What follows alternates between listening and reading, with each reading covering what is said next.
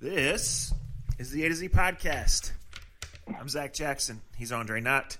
A to Z Podcast.com, Facebook.com/A to Z Podcast. Shouts, as always, to Scene, to the Honeymoon Grill, to American Fireworks, AmericanFireworks.com, and Cleveland Whiskey. It's a crisp fall morning, Andre. It feels like football. Yes, it does. What's up with you? Not a lot. It's been a interesting beginning of the week, especially when you start off with Monday Night Football for the Cleveland Browns. Baseball has had some action as well in the last 24 hours. We've had the elimination games over in the National League, and I guess that's why you want to get in. Everybody, I said with the Indians, they would have had no chance if they would have made it in, and I still believe that. But if you're in St. Louis today or if you're in Washington today, you believe in miracles, I guess. So that's kind of what we got. Yeah. Congrats to the Atlanta Braves who got run out of their own stadium. Congrats, because I only had to watch the first inning. The Nationals, a hell of a comeback last night. I actually turned it on the radio to start the eighth inning. They hit the first homer, and I took it on the stream and then was glued till way, way past my bedtime. I was surprised I was getting texts from you still during that. Yeah, I mean, isn't baseball – and I guess we've seen it in all the major sports – but, so many times in October, the hot team wins, right? Right. We've said that, so many times. And sometimes I don't think people believe you or you believe it. But you've said this, and it's been one of the rules of this podcast is that, in tournament style settings, the hot team always is the team that you want to go with. And you get a hot hand, you can ride it all the way to the end. We've seen it in the NCAA tournament. We've seen it in baseball, and you've seen it in football, I think, every year as well. I think that's why I give somebody like Belichick credit. He knows when to have his team playing its best football, and I think that's a difficult thing to do, but the great ones know how to kind of get the best out of their guys when they need to. Yeah, I saw a stat, I don't know, but it was like going back X number of years in the division series in Game 5, the road team is winning like 70% of the games. So – I don't know that there's any correlation there because obviously each series and each game takes on a life of its own. But it just, to me, I read that as you get going, right? And you believe in – and it's not like the Nationals or the Rays, right? This isn't David versus Goliath, but the Dodgers' payroll is like $900 billion, right? The Dodgers win 105 games every year. And the Dodgers led the series, and the Nationals came back. So, I mean, obviously this Nationals pitching staff is as scary as anyone's except Houston's. I can't believe I'm talking this much baseball, but I love October baseball. Well, October baseball is the best. And you're right. Washington has something that not many others – and the one thing that I picked up on, and this is not a surprise, is no one trusts their bullpen right now. The Dodgers, who have had one of the best closers in baseball over the last 5 years, he's been rough and rugged this year, and he's gotten beat up a little bit, but there's no trust in him. So you go to Kershaw, who's been really in this generation, one of the best pitchers of this generation, but in the playoffs cannot get over the hump for whatever reason. And we talked about this with Eli Manning just a few weeks ago. And I think this transcends sports, which is crazy to me, is that you can be a great regular season player and you can win all the in-season awards, and people pat you on the back for that. But, man, if you're good in the playoffs, we put you in the Hall of Fame, and we bow down to you for the rest of your life, right? And Clayton Kershaw, for 162, no one better over the last decade. But you put him in a game in late October or mid-October, and it's a coin flip. You don't know. And I don't blame Dave Roberts for going to him. I wouldn't trust my closer either. In Washington, Patrick Corbin, who's a really good starter, gave it up in game 3, and it made you think, all right, this series is over. They don't trust their bullpen. And I don't blame them. I mean, you watch just like that's why what Tito did in 16 with his bullpen was unbelievable. But I just got to ask one question. Mm-hmm. If you can go 162 games and you trust certain people to get you certain places, I understand wanting to use better pitchers or your better guys on the staff at certain times. But if they're not used to doing it, are you really helping yourself as a baseball team? Well, when you put your third starter in, and I think we've discussed it probably more away from the mic than anything since that in 2016. It's like everybody gets why you don't do that on a game in May 15th, right? Because like you pay these guys too much money, right? But you're right. It is. And these guys are such creatures of routine, right, and situation. And they come up and they do this. And, yeah, I mean, it's easy to second-guess Dave Roberts right now, right? Just like it was easy to second-guess whoever the hell the Nationals manager is after Corbin got blown up in Game 3. Yes. But, yeah, I mean, I don't know. Do you, on September 1st, when the rosters expand, start playing a different kind of baseball if you're going to be in the playoffs? Baseball, they do. Yeah, I mean, and I'm not saying it's right or wrong, but it is something that they do. And to me, it's a tad bit scary because I'll say this. of what we – Yeah, I'll say this. It's just proof that even in baseball, the most matchup-driven game, the one where anybody – you don't even need a fancy spreadsheet to look at some guy's history against a certain guy or against left-handers. You still play them on TV, not on paper, right? You still have to execute in that situation. No doubt at all. And I think, I think this makes for a great NLCS. I can't believe we talked about this so much. And you know what? No matter what happens with Tampa tonight, kudos to them for not rolling over and giving the Astros all they got. But I'll say this, with the Dodgers out, if the Astros win tonight, the Astros and Yankees should be good. But it'll be interesting to see what pitchers they use because they closed out with Blake Snell the other night. They've got one of their best starters going. They got the best starter in all of baseball, in my opinion, is going for Houston. So if Tampa makes it, they're truly going to earn it if they can beat Garrett Cole. Yeah, no doubt. That is the guy. You watch him all year long, but that is the guy I would think that anybody right now would want having the ball in a Game 5, Game 7, Game whatever situation. Right. So, yeah.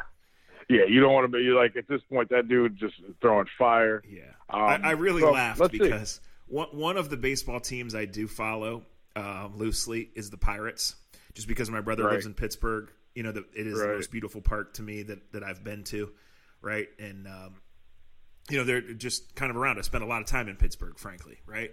So their minor league affiliate, the Indianapolis Indians, who play right next to the JW Marriott in Indy, a place I also go a couple times a year, put out a tweet that said, basically trolling the Pirates, and it had to be intentional because it was one of those tweets with the two pictures, and it was Garrett Cole on the left and Tyler Glasnow on the right saying, good luck to our alums this week, or what does it say about, who you can see in Indy, something like that. And I was like, oh my God.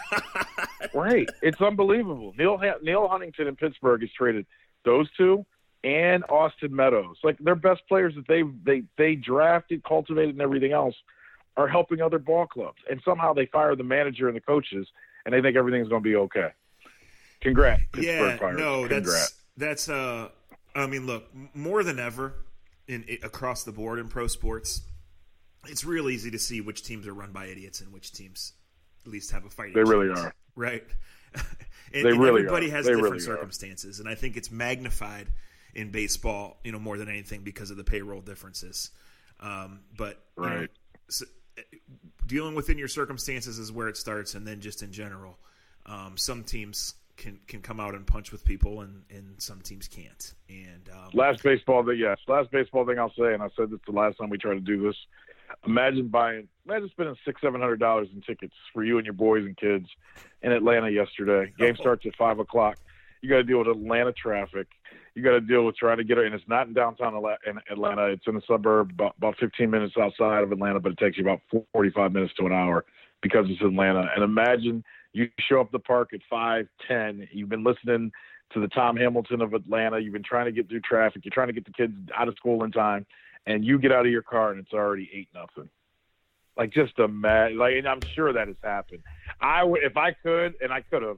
If I had time this morning, I would have just turned on Atlanta radio this morning just to hear. Yes. I know Vince Cellini's brother is down there, but I almost wanted to just be a fly on the wall to Atlanta radio this morning because, damn, that hurt. I was sitting right here writing, and I kind of lost track of time, and I forgot which channel it was on. So I tuned in at 5:05, and at 5:13 it was 9-0, and I turned it off. I mean, that is amazing, man. Like, it just – I remember I took a phone call. I got on the phone with Nick Camino for a second, and I literally turned my head back. It was the second inning. I was like, what the hell? you know how you think when you have, I was streaming a game on my laptop, and I was just like, is my laptop, like, you know what I mean? Like, it was like, because it was in between innings, I was like, is the laptop just fucking with me? Or is it like, I was like, this can't be real. And then I was like, it is real. That was, well, congrats, Atlanta. There's always speaking of, I have the Falcons are awful too. The Action app, which is really good, the Action Network. And, sometimes it gives an update and you're like, no way that's real, right? And, it'll say like the kicker scored for the Green Bay Packers or something like that, right? Or it'll go to input a touchdown and it'll input 6 touchdowns. It's just what happens with technology, right? But that score was definitely real because I watched the game for 8 minutes and the Cardinals scored 9 runs. Unbelievable. All right, here's shout the real out to thing Nick, that I want to say. Shout out to Nick Camino. Quit tweeting. And speaking of Channel 3, I got to tell you this. So about a week ago, Jim Donovan comes up to me. He's like, hey, I got your book. That's great. I started reading it. Yeah, he goes, I'm going to have you on the 7 o'clock show to talk about it. I said, yeah, that'd be awesome. I'd love to do that. He goes, all right, just call me next week. He goes, we'll get it set up. He goes, that's a perfect time. He goes, we love to have all the young authors on there. He goes, I believe we had Steinbeck on the show one time.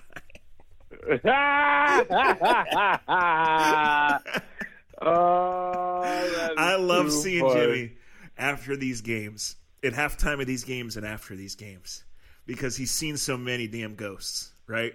Right. And then after they go out to San Francisco and don't get off the bus, he looked like he had seen 6 more because he pours his heart into every broadcast. And he really does. He's not a homer, but he just wants something positive. He's trying to keep people engaged to his broadcast. And my God, why would anybody have been listening in the second half? Right. Well, I'll tell you, I texted with him yesterday a little bit, just because. And I mean, him and I. Hey, your job's your job, and I've made those flights with that team, and we've talked about flights, and we've talked about, we've told stories about the different ones we've been on and the different stuff we've seen, and how people treat each other. And I just know him, and I know how bad a flyer Jim Donovan is. And all I could think was, could you imagine Jim Donovan after they couldn't score and after the way they played? Could you imagine him not being able to sleep on that plane coming back across the country all night long? Because I'll never forget the time we left. It may have been Oakland, and I was seated. You were seated a certain way. We were seated pretty close, and literally we'd been in the air for about 30 minutes. And Jim Donovan stands up in front of me and stands over my seat and goes, "Hey, you think we're almost halfway home yet?"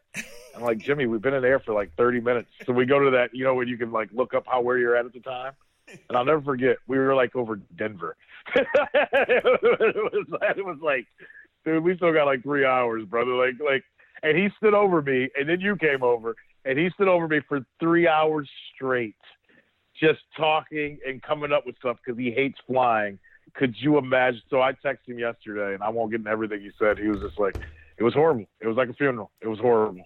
He was like, do you remember the impressions he used to do with those flights? Oh my God.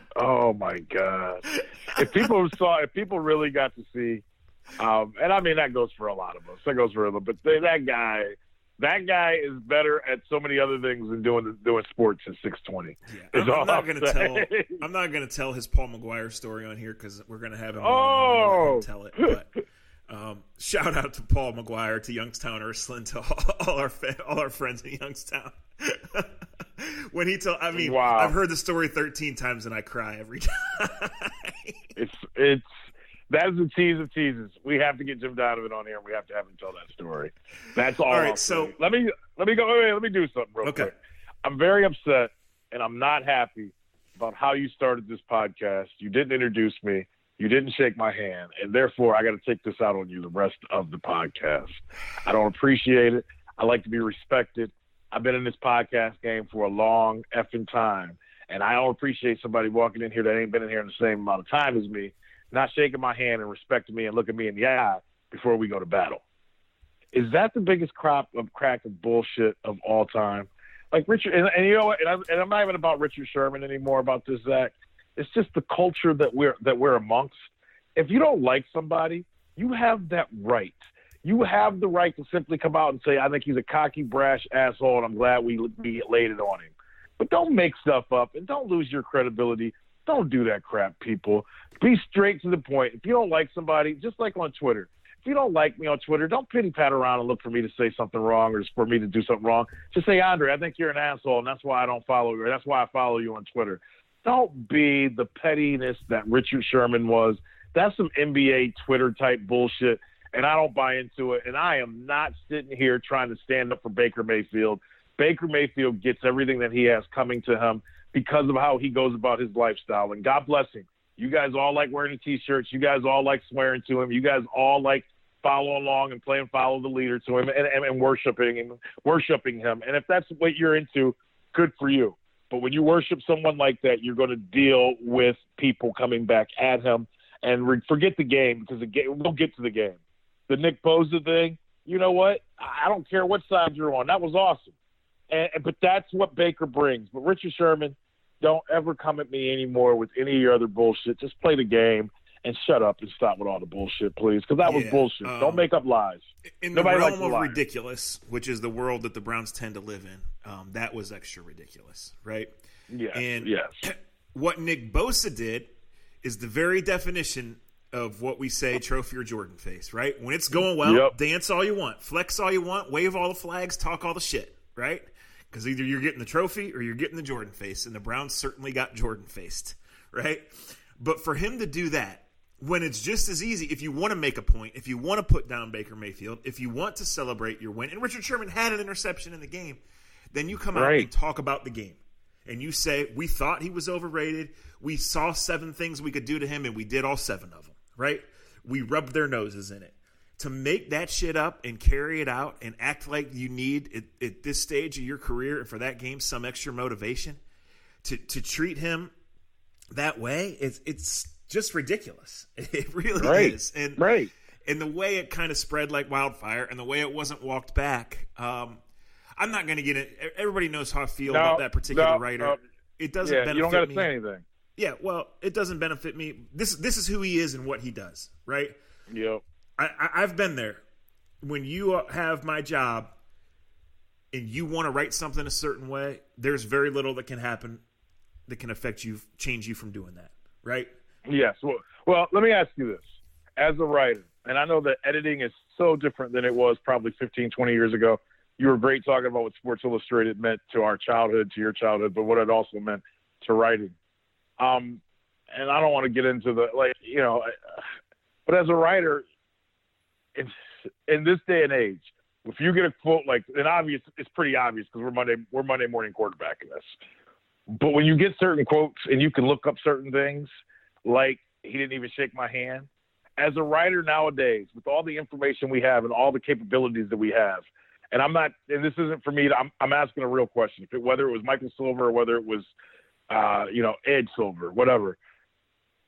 Do you pause a little bit when you get certain quotes from people, or do you just take them for the word and go off of it when you're writing the story? Yeah, you would take pause on that, Dre, because this is a National Football League, right? This is not a high school coin toss where the biggest kid who wears the extra eye black can intimidate anybody and is going to go out there and just stare and snarl, right? Like, this is the NFL. Right. Guys give 8 hugs, right? Guys at least give 1. Right. Dap up. It's a sign of respect. You are a captain at the game's highest level. You are out there. The shit doesn't go on, right? Like, Baker did what he did at Kansas. That's 2 full years ago. That's a kid's game, right? Like, it doesn't go on. So when you get a quote like that and you don't question it, it's irresponsible. It is. Right. It is. I totally agree. And again, I had to quote, but like I said, that's why you cannot be blinded by your agenda. And I will tell you this as a writer, that many times, and I know a lot of useless shit, and you know that, and I try to display it in my writing and my podcasting and wherever. But many times when I write something that's actually good, it's because I went asking questions and actually tried to find out rather than thinking I knew, right? Rather than going to that game, to that project, to that interview, whatever it was, thinking I knew how it was going to go, right? And obviously that was shown up to trash Baker Mayfield. And obviously 8 of 22, 100 yards and 3 turnovers and 1 first down in the second half is as fucking low as it gets, and it's embarrassing, right? But the pregame had nothing to do with that. No commercial had anything to do with that. No antics 2 years ago, 2 months ago, or 5 minutes before the game had anything to do with that. The Browns got destroyed. The quarterback sucked. The offense sucked. The defense sucked. Everybody but the Scottish Hammer sucked. So to write about Baker's 8 incidents where he's taken people on and done things in the past has nothing to do with balls not getting caught, balls getting deflected in the air, and the Browns just picking plays out of a hat and trying to think that they're going to work. Yeah. And that leads us to the game. We don't got to say that was. Well, let me tell you this that was terrible. About the game. As a writer, I would say this because there's nothing to break down about the game. We just did. It was absolute no-show. If I was writing right now and trying to take you guys somewhere that you couldn't be watching on TV, from your couch, from your local pub, from wherever it may be, my lead would be what I saw in the tunnel after the game, which is Antonio Callaway jersey swapped. He went out there, he didn't know the plays. He went out there, he didn't catch the ball. He went out there, he got benched, but he jersey swapped. And these guys are entitled to do what they want. They're big boys, and they give zero fucks about my opinion. But this team right now not only has no flow on offense and no consistency in hardly any area of the game, but it has no self-awareness. It has a very low maturity level. It is trying to plug things in that probably aren't going to work, like Antonio Callaway, for example, who was proven exactly 0% trustworthy over the entirety of his football career, specifically this summer and into this fall. And he goes out there and does that. The Browns weren't going to win that game, but there would have been 14-10 if that ball's caught, and he jersey swapped. So this is the team that the Browns are taking into battle each week that are trying to build. And there's a lot of season left, and I still believe in a lot of these pieces. But, man, they got to grow up. And, man, a lot of people took for granted that you are not handed shit in this league. Yeah. Thank you. All right, let me that's great because that plays into where I wanted to go with this. I like Freddie Kitchens. I think I like him. And I don't know him personally. I like the interviews. But if any of us thought that a guy that barely has ever called his own plays, last year was the first time he ever called plays. Now all of a sudden we expect him to run a franchise that's got what you just talked about, and it's got about 40 other guys that have their own agendas. He has no idea yet who he is as a head coach. He doesn't even know who he is as an offensive coordinator. They get to one of the hardest schedules, and I'm not making excuses. They get one of the hardest schedules to start. The NFL did the Cleveland Browns.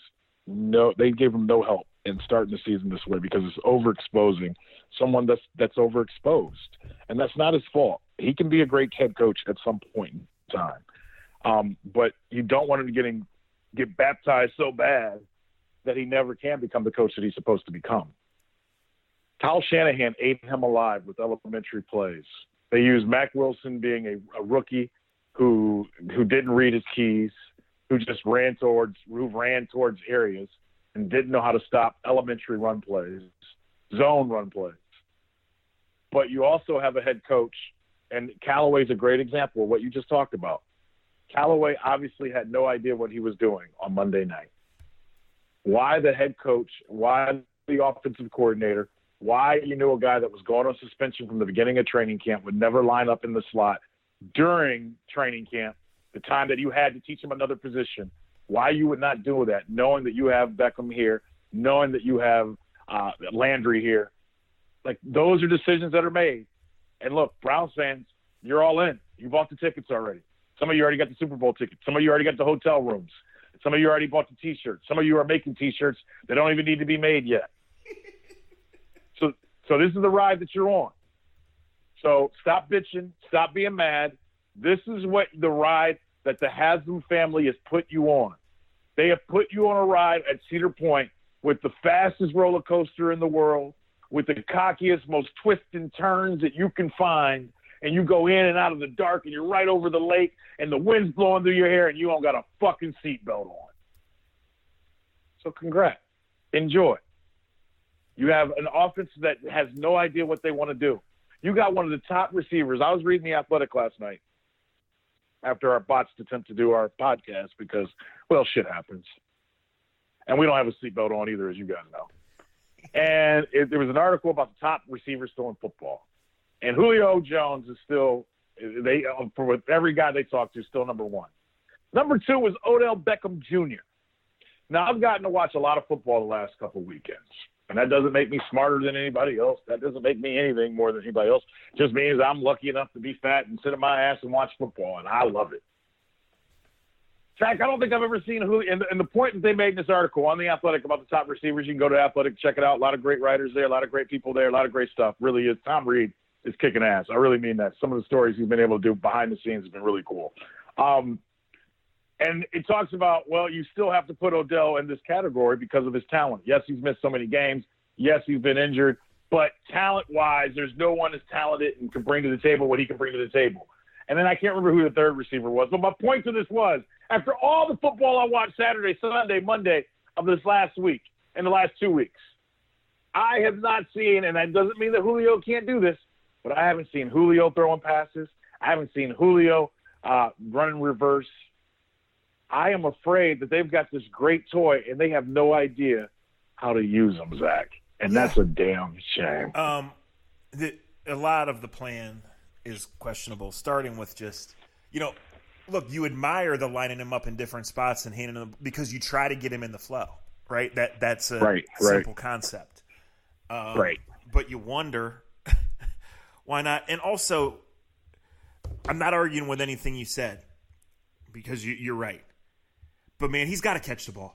When it's a little high, he's got to catch the ball. When it's a little outside, he's got to catch the ball. You can talk all you want, and they do, about double teams and triple teams and mass coverages and tight windows on him. And, of course, you pay attention to him. So when he does get open, he's got to catch the ball. He's got to make those plays. Well, let me take it a step further what you just said. To go back to what I said. Anybody will listen to the podcast, and this isn't me beating up. This is just if you get pissed at this podcast, it's on you. So if you tweet something or say something or talk shit to somebody, look in the mirror. You name me the top 5 receivers in the league. You can do however you want to name them. How many of them do you ever hear talk about and bitching and complaining about and talking about coverage? They don't. That's the game. Julio Jones has a safety over the top every goddamn time he comes on the field. That's just the guy I'm using today. Everywhere Julio Jones has gone since he was 16 years old, there's been 2 guys on him. Same with Odell. It's time to stop making the fucking excuses, and it's time to run the plays the way they need to be run. Yes, your left tackle situation is pathetic. Your right tackle situation is pathetic. You got linemen coming on the field just salivating, and you got a quarterback who, and I'm going to tell you guys this, and I've said it to Zach, it's not all his fault. It's not. But you better be careful because a quarterback that gets hit too much too soon starts losing the traits that make them the great quarterbacks that they are. No matter how great they've been in college, no matter how great they've been in high school, no matter how much success you've had in the NFL, you start seeing things differently when you start getting hit a little bit quicker, when you start holding the ball a little bit longer because you're trying to get to certain people. He has lost all characteristics of what made him the darling of the NFL in the last 3 months of the season. Can he get that back? Absolutely. Yes. But he can get it back. There's no doubt. But they do need to look in the mirror and really look at what they're trying to do. Dumb down, like to me, and maybe this is because I played it for Johnson Stone, who after throwing 2 passes, if one of them hit the ground, he would say, "We're going back to the basics," and he literally would run the ball 10 times in a row. I'm not saying you go to that, but go to basic offensive plays. Line up with 2 receivers, 1 tight end, 2 running backs, and you can let the defense do whatever they want, and let the defense dictate towards who you want to play. How you want to play, and then just throw to the open guy. So you do 5-step drop, boom. They have to simplify what they're doing because they're almost so exotic that they're too exotic for themselves offensively, in my opinion. Yeah. Look, he's 18 starts in, and teams are obviously saw last year's film and are defending him differently. Right? Yeah, and you can adjust on that. However, wherever the blame goes, and it certainly is shared in the quarterback himself, in the Monday to Saturday game plan for the game, in receivers not catching the ball, in a lot of things, right? Maybe the protection has a lot to do with it. Maybe it has a little to do with it. I don't know. The protection was really good, really, really good, outrageously good last year. I'll just say this. There are 23 quarterbacks in the league who have a quarterback rating of 90 or better, and his is 68. He is ahead of Luke Falk and Josh Rosen, and that's it. Ouch. Josh Rosen, yeah. That's very telling. And look, the schedule's been tough. And we knew this. There have been teams in the offseason that couldn't wait for this. But the alarming thing that I'll go back to, for as bad as his numbers are, and they're bad, the other thing I would say is you can't give up 240 burgers in the first 5 weeks of the season, can you? Like I don't like, and you and I have been around Browns football long enough, and we were talking about Jimmy Donovan. I know you only gave up 31 against the 49ers, but the 49ers could have printed tickets at whatever score Oh, my they God, wanted. they left minimum 17 points on the field. Minimum. But when you look at what the Titans did to the Browns and you look what the 49ers did to the Browns, that worries me that you have a team, you know the word I don't use, but that to me is a team that's unprepared for the situation. Well, you can't twice in 5 weeks. You give up, like your team basically rolls over and has nothing in the second half. That's scary. All the execution things, Dre, that we've talked about and can talk about. We can't forget the effort problem, right? Like, okay, right. You should have known Kyle Shanahan's going to run off tackle because Kyle Shanahan's been running off tackle since he came out the womb, right? Right, right. But guys got to get there. Like 83-yard untouched touchdown runs are not supposed to happen, right? Like no, that's two like backs at 100 yards is not supposed to happen. No, and for all the talk about against... what the Browns might be offensively and all the divas that they put themselves to be because of how they dress and all the selfies they take and all of that, when you're down 28-3 with 8 minutes left in the third quarter, that is prime stat padding time, right? Yep. And they got one first down in the second half. The effort sucked. Right. Embarrassing. Right. Pathetic. That's what you should worry about, to me, because it's one of those teams, and it's 5 games. A lot can change, and a lot has to change. But I've always heard this, and it's very true. You got to be careful with a bunch of team of followers. You need guys that are okay with being different, standing up, and because what it comes back to me, because it reminds me of that the screenplay against Tennessee, where the big back goes untouched. And it was like nobody had any – like I'd rather see each other fighting on the sideline than see a guy that big go 75 yards untouched. But what it comes to me is you got a lot of guys that love the game when everything is going well, but when things go bad, you got a bunch of mercenaries and not a team, and that's not a good thing. No, it's not a good thing at all. Let's do our Obscure Browns Player of the Week. It's sponsored by Cleveland Whiskey. This Saturday, October 12th, is Cleveland Whiskey's launch of the 2019 Christmas Bourbon. It's going to take place at their distillery, 1768 East 25th Street in Cleveland at 2 o'clock. They're teaming up with GV Artwork. It's going to be a party, 2 to 6, this Saturday, October 12th, at Cleveland Whiskey Distillery. We put the link to the event on our Facebook page at facebook.com/A to Z podcast. When you think Browns Seattle, Dre, it only happens once every 4 years, right? Thank God. You know, right? You look at Russell Wilson, 73% completion rate through this early stage of the season. That is out of this world. So there have been some pretty forgettable Browns Seahawks games. They played an opener that was 6-3, right? Later on, there was a Charlie Whitehurst game involved. Oh my God! Yes, I forgot about that one. Yeah, really, really terrible. But our Obscure Browns Player of the Week is old friend Andre King. People remember him as a guy who went and played minor league baseball, then went and played for Butch Davis at Miami, was a 7th-round draft pick, accused by some of being the snitch of the locker room because people say he made the team just because of his relationship with Coach Davis. Well, in 2005? I think it was 3. Yeah. The Browns went out to Seattle late in the year. The Browns were down guys. They were playing like 6 undrafted rookies, and they were getting their asses beat, like 34-0. And the Seahawks punted, probably for the first time all day. I don't know that for sure. But the Browns didn't even block the punt. The Browns nailed the personal protector back into the punter, and they went off his ass and up in the air. And nobody from Seattle knew where the ball was because they knew the punt wasn't blocked. Well, Andre King scoops it and scores in a 34-6, dances his ass off. And that dance makes him your Cleveland Whiskey Obscure Browns Player of the Week. That might be our favorite because like a relationship. Zach and I can go weeks without talking to each other, or days without talking to each other, or months without talking about something, or years without talking about something.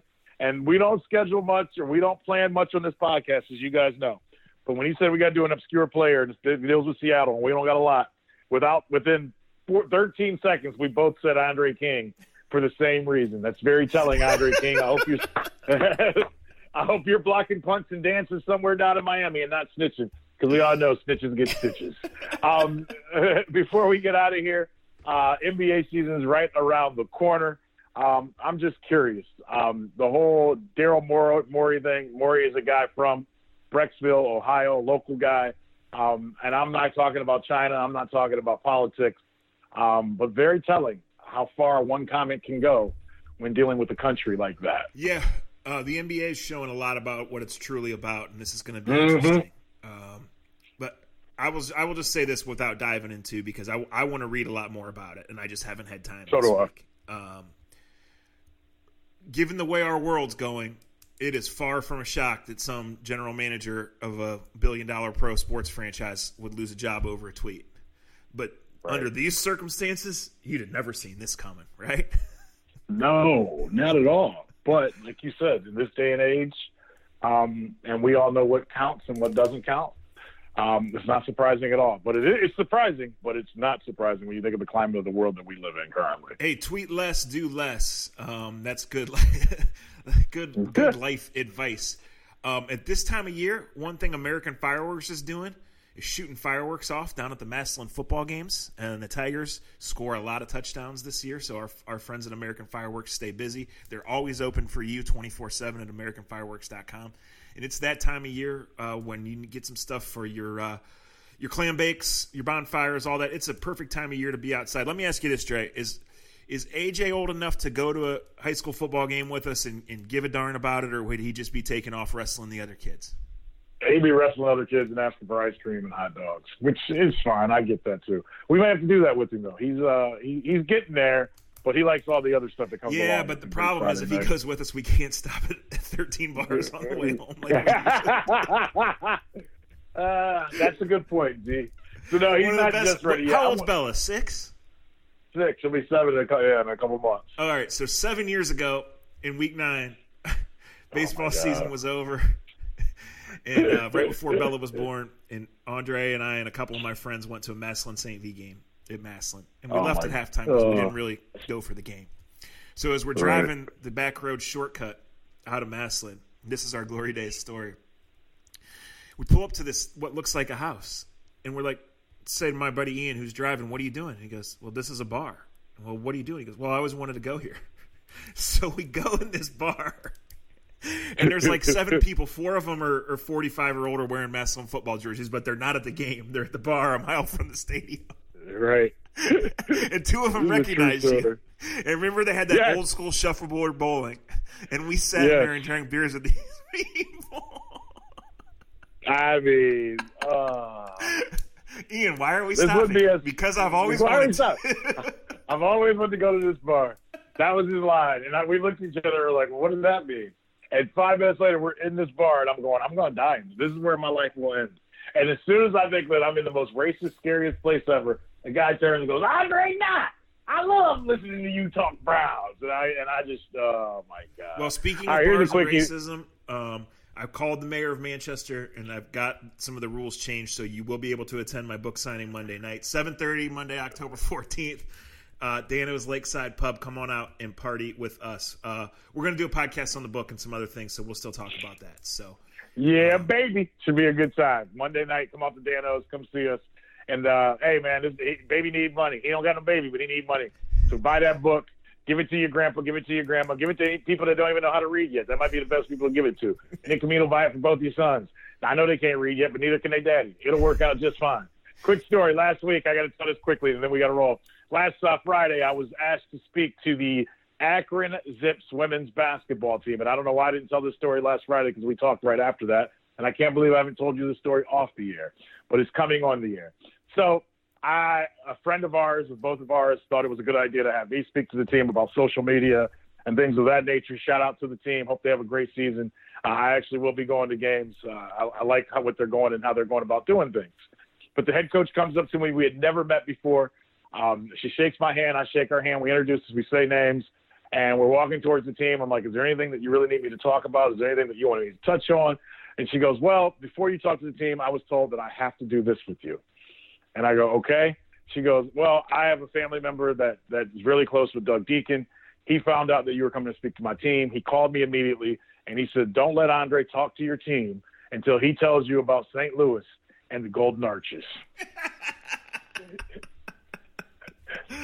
That is a dead honest story. And I looked at her and I go, are you serious? And she goes, yeah. She goes, my husband, his godfather is Doug Deacon. I go, well, God bless him, because Lord knows that asshole can't help him with anything. So we're walking in and getting ready to go in front of her team, and she goes, no, really, you have to tell me the story so I can go back to Deke and have the story. So I had to the Golden Arches St. Louis story by Deke. And then at the end, after I told it, she laughs uncontrollably. She looks at me. She goes, thanks for telling me that story. She goes, I will tell you, Deke told me after I laughed at you, I could tell you that he said you'll be great at doing this. You're the perfect person to talk to my team. But I had to find out about the Golden Arches first. So congrats to me. In a moment where I think I'm the big dog, Deke comes out of nowhere from the top rope and puts me back in my place. Yeah, you truly are his bitch, and so am I. That's just how the world works. Facebook.com/A to Z Podcast, A to Z Podcast.com. Shouts as always to Scene, to the Honeymoon Grill, American Fireworks, and Cleveland Whiskey. See you Monday. Be responsible Sunday. We'll see what happens. It's a week-to-week league. Man. Konnichiwa, Greg Robinson. He got nightmares. I'm sorry, Greg. I don't do this.